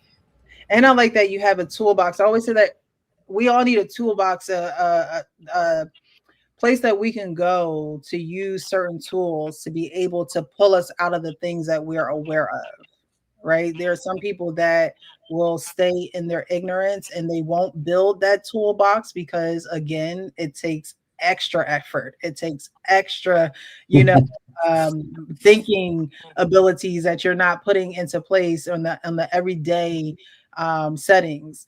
But having a toolbox is important because you need something to be able to help you work with these things that you are now becoming aware of. I think that if it's like a teacher is saying, you know what, your handwriting is just not getting better, right? Well, the thing in the toolbox for that would be, okay, well, I'm going to practice that for a half hour every night, right? Right. That is what's going to be in your toolbox. But if you don't reach to the toolbox and say, oh, let me set my timer and practice it, then you are completely ignoring doing the work that it's going to take to make you better at handwriting.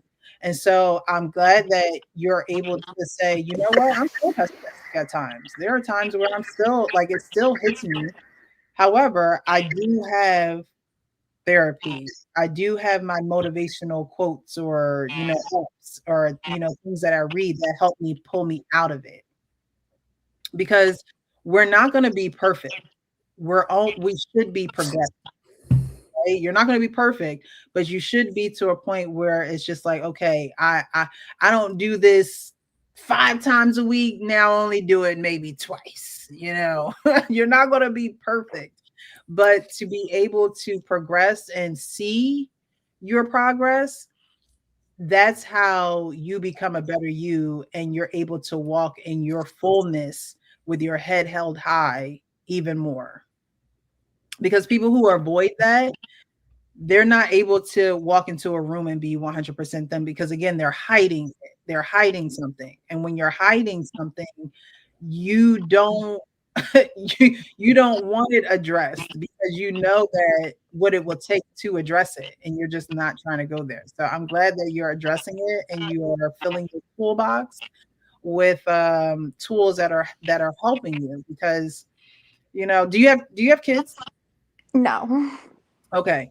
So, so you don't have anyone looking at you at this point, right? Anyone saying, "Oh, she's good now," and then there's times where she's not good. You get to do that all by yourself in your own time, and you get to flourish and not have to worry about someone, mimicking what you're doing while you're working through that process. Because a lot of parents they don't get that opportunity.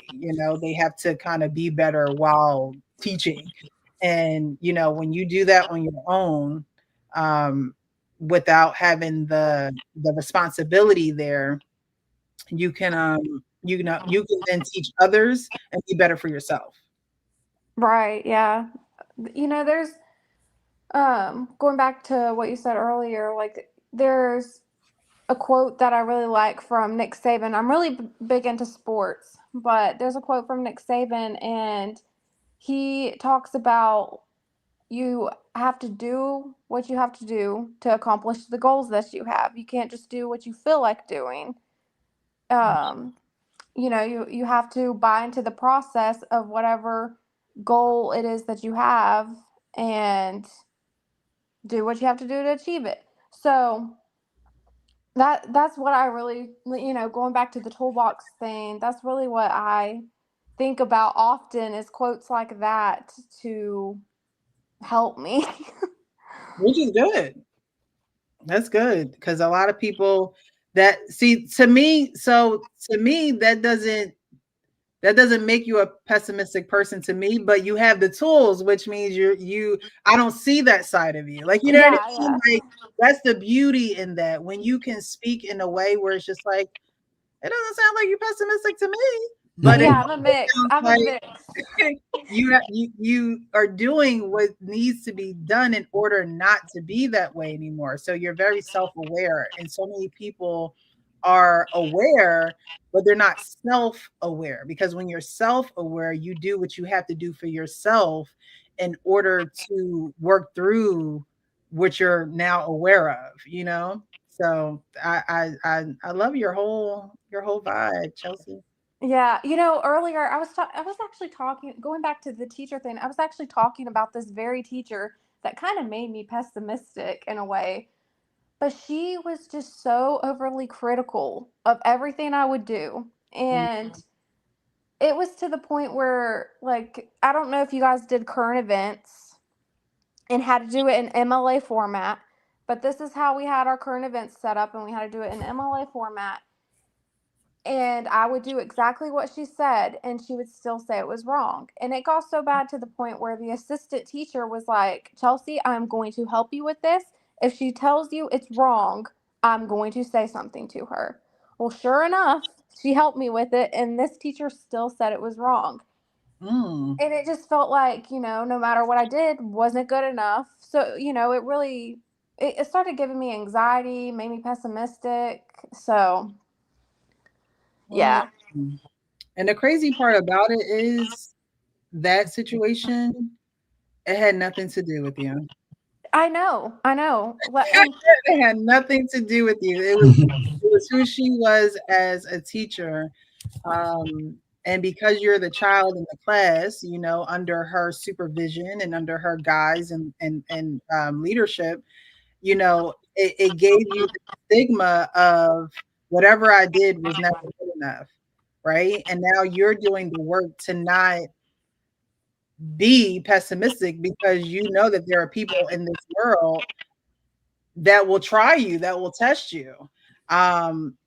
But that's interesting. Being critical is definitely something that I think more kids face than they admit, just out of fear, or just out of not being bold enough to feel like they're enough to speak that truth, about themselves.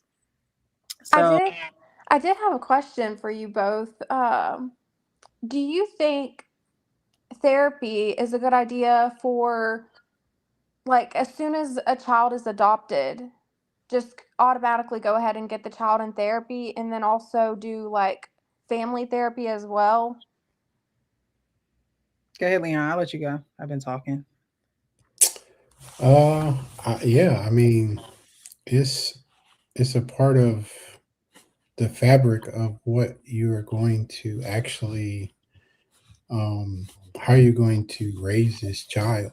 Like, you have to understand that there's going to be flows, ups and downs, but you can't be too overreactive and you can't be not enough reactive, So you have to be able to balance the two, and you have to be able to understand each other.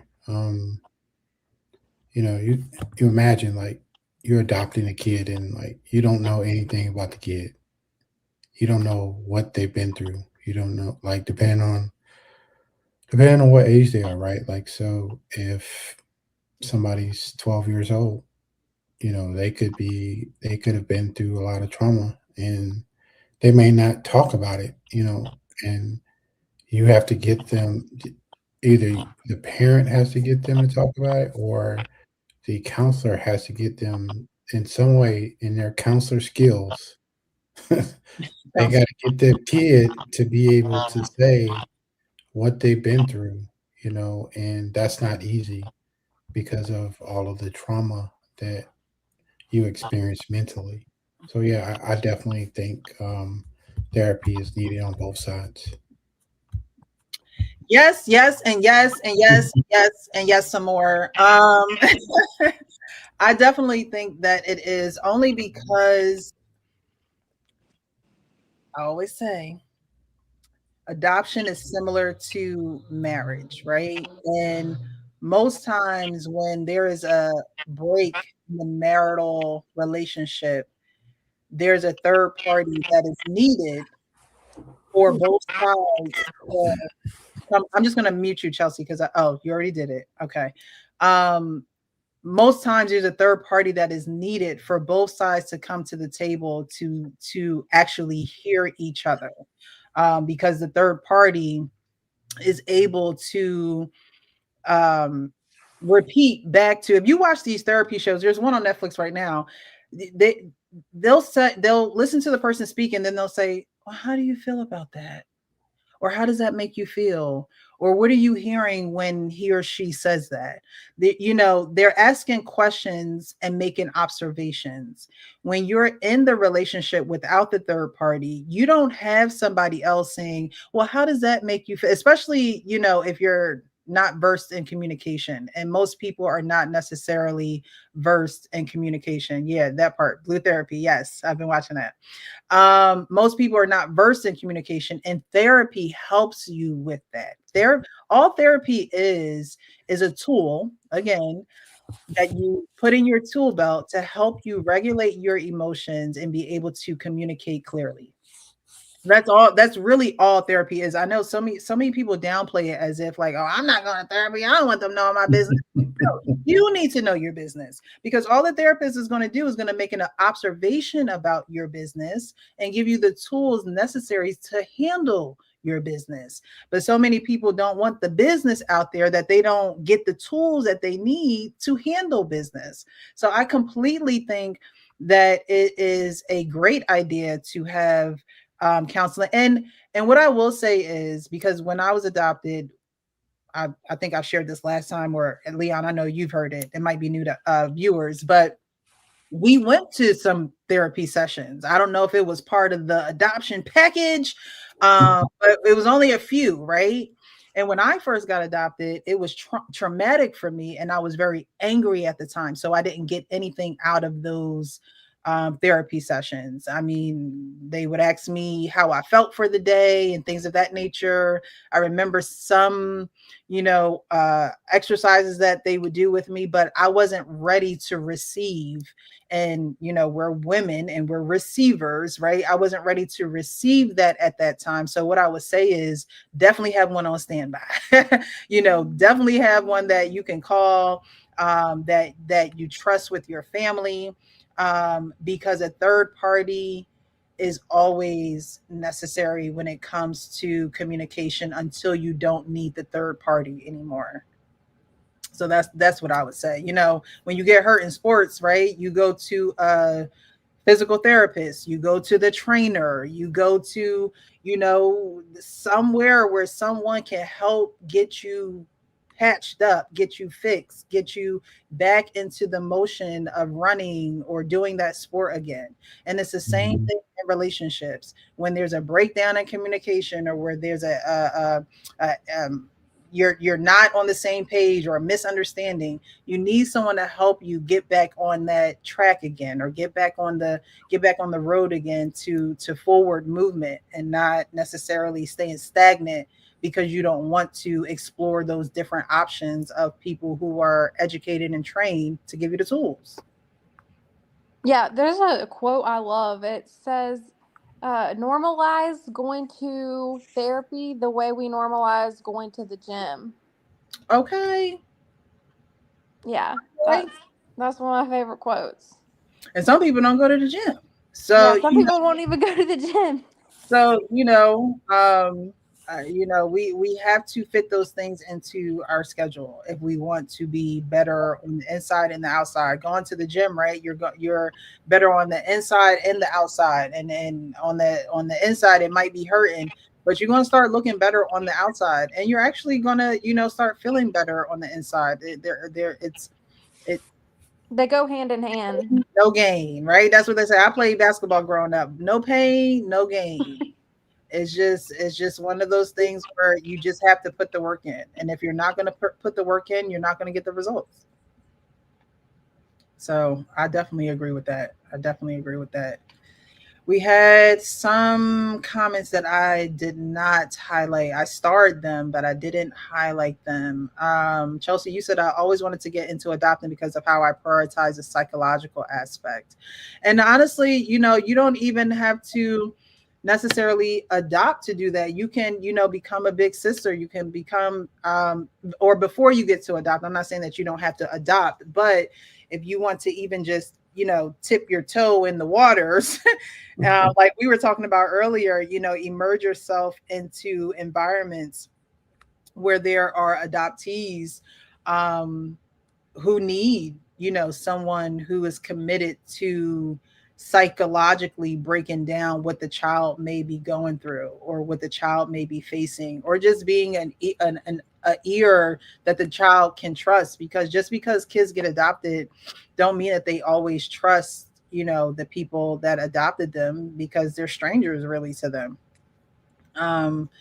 So, definitely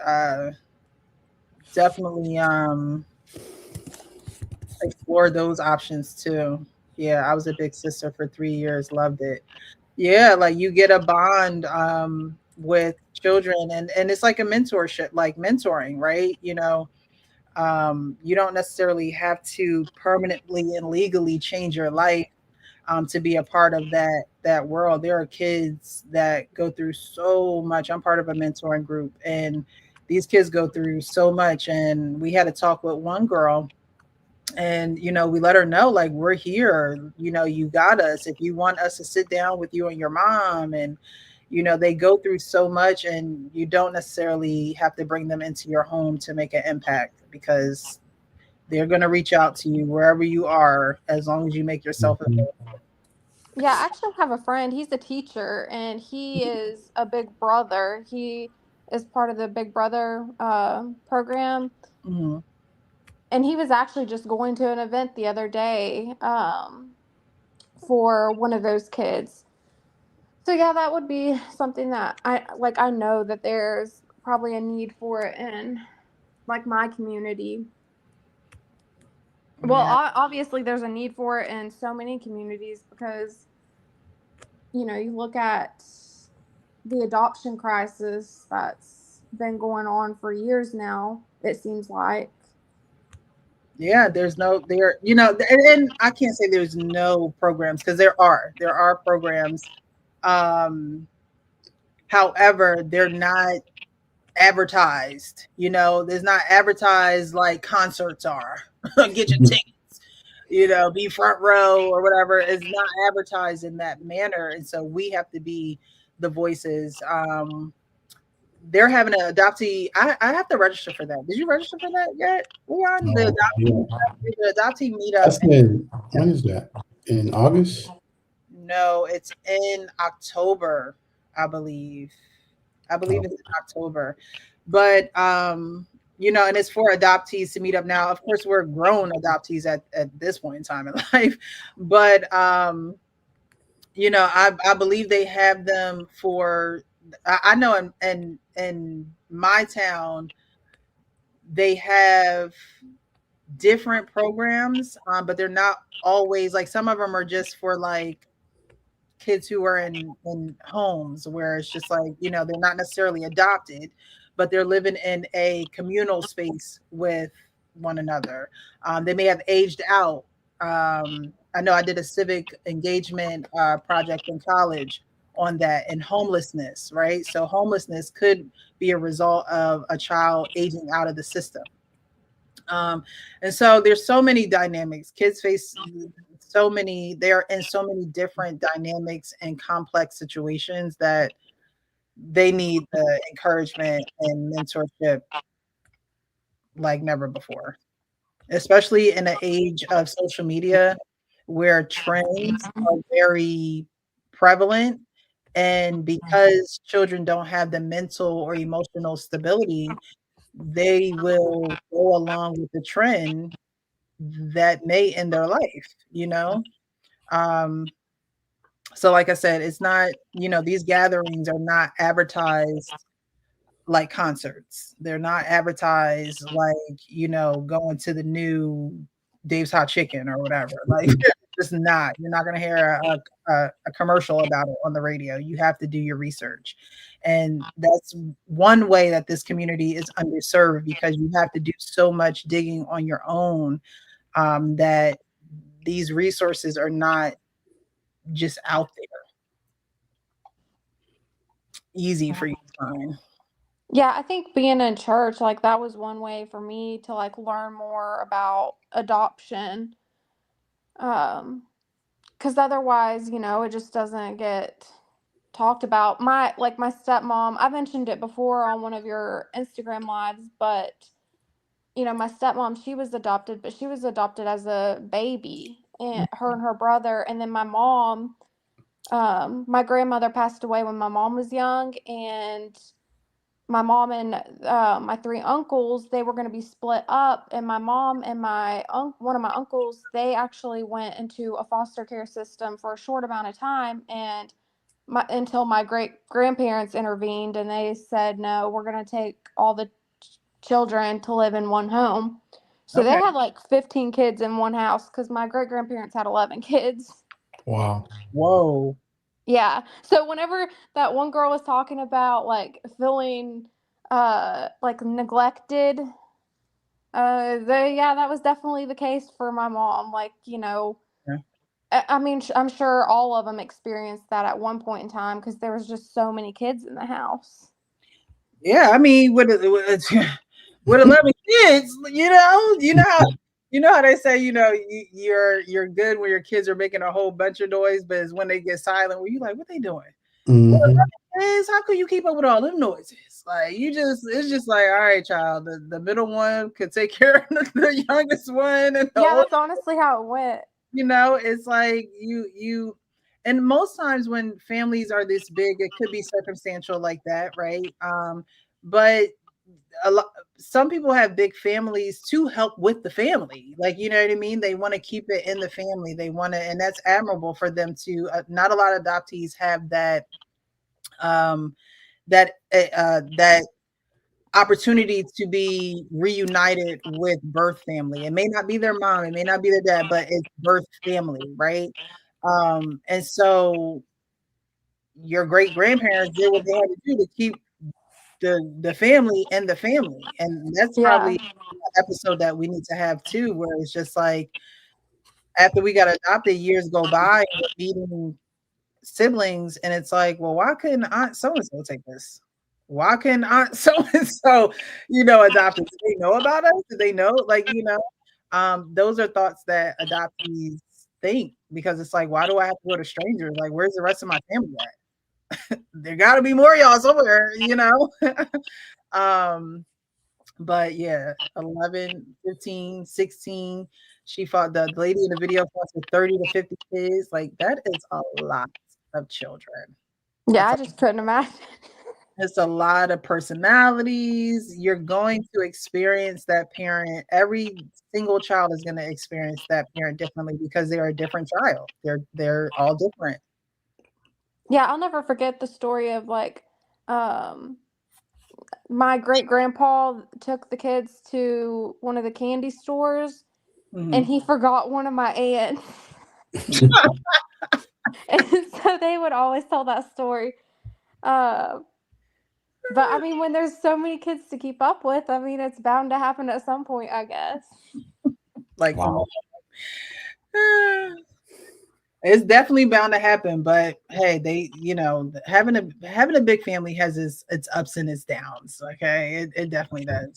I'm the oldest of 7, and sometimes I love it, and then sometimes I'm like, where's my older sibling? Like, I need an older sibling. Okay, you know, I'm the oldest, and I'm like, I need me an older sibling. Where's my big sister? But this has been a great live, guys. If you get a chance, definitely support the channel. On the scene with the lean and a pocket full of green. The green is a symbolizer made it on the top, but RoboCop last year was a shot. The tone of the Popeye crunch shook your butt. Kids are screaming, the media says what? Hand up music is this for you to dance to. The man with the plan and the band demands you. Leave the smack and the crack, throw the whack, throw the ball and the knock, keep a smile like that. Leave the knife and the gun. Alrighty. So if you haven't, definitely like the video, share, and subscribe. Hit the bell notification button so you guys are notified every time we go live. We will be back tomorrow on the men's forum. Leon, you're definitely more than welcome to be on that panel as well. I'll send you the link for the show tomorrow. We're going to be talking about the dating in 2026. We're going to be talking about Mr. What is it? What was it? Dwight Howard. We're going to be talking about him. And just, you know, relationship talk. I'm getting back to, you know, having the men's panel. I had a men's panel every Wednesday for a long time, for about a year and a half, 2 years. And then I took my break and the guys were like, but where'd you go? You know, but you know, I think that breaks are necessary. You know, once you give somebody your time, child, I need you here every single. God set them healthy boundaries. You know, but yeah. So she didn't have to leave, but thank you, Chelsea. I appreciate you for being on the show. We are ending though, so definitely join us tomorrow at 9 p.m. Eastern. We'll be back here on the men's forum, and then whoever would like to pull up to the show, you can definitely do so. I'll drop the live tomorrow as well. I really appreciate everyone who is in the building. Menalik, the OG, down with me from the beginning. I appreciate you for being here. Chelsea, thank you so much for joining the show. I appreciate you. Not a lot of people have the boldness and the you know, that click that link. So I appreciate you, love. You're welcome. You're welcome at any time. Thank you. Leon showing some love in the chat. Mo, thank you so much for being here. Thank you for all of your engagement. I enjoyed reading your comments. Thank you. You guys definitely like, subscribe, and share. Thank you, Miss Teresa. Oh, every time I see your name, I'm like, who is that? And then I'm like, no, I know who that is. Hey, love. Thank you. My earring. Oh, it's time to go. The earrings coming out. They coming out by themselves, okay? They coming out by themselves. I ain't even gotta take them out. All right. It's time to get up out of here. Yes, mental link therapy is meant to sharpen the mind and keep you focused on being a better person. Yeah, there's nothing wrong with therapy. It's nothing wrong. And honestly, it don't mean anything's wrong with you. It means that you want to be better. You know, we have to change the way that we think about things. And really, that's what therapy does. That's what those quotes do. Like Chelsea, that's what those quotes do. They give you a different way of thinking about things. Because negative thoughts can eat at you. Negative thoughts can weigh you down, and negative thoughts can make you sick physically. And so we don't want to find ourselves unwell because we didn't take the steps in order to be well when we know what the steps are. So even if therapy is not your thing, definitely get to a practice of devoting time to yourself to focus on certain things. And if that means listening to an audio book, if that means watching, a YouTube video, motivational video, if that means going out and touching grass and taking a walk around the track a few times, do something that you can consistently do for a certain amount of time on certain days that your body just gets used to doing, just like going to the gym, like Chelsea said. It's something, no matter what it is, you have to mentally prepare yourself to do it and actually do it. So, guys, we're going to get up out of here. Again, join us tomorrow at 9 p.m. Eastern for the men's forum. We are going to be back with the men's. I'm excited to have the guys back. It's going to be the men's forum tomorrow, and not just the adoptee foster. I want this to be a network where we are able to have different shows on the panel. Now, different shows means more time, so we might have to ease into that third show. I'm still working with my sister to see if she want to do it and come up with these ideas, because I think that would be a good show too. It would be around like drug use and addiction and things of that nature that plays a role in our story and why we were adopted. So we're still playing around with that and seeing who can be available to give their perspectives and thoughts on that. But until next time, guys, keep it real with yourself so you can keep it real with others. I appreciate you for joining the Adoptee Foster, where we say the uncomfortable things out loud. You guys have a great evening. Thanks, Leon. See you.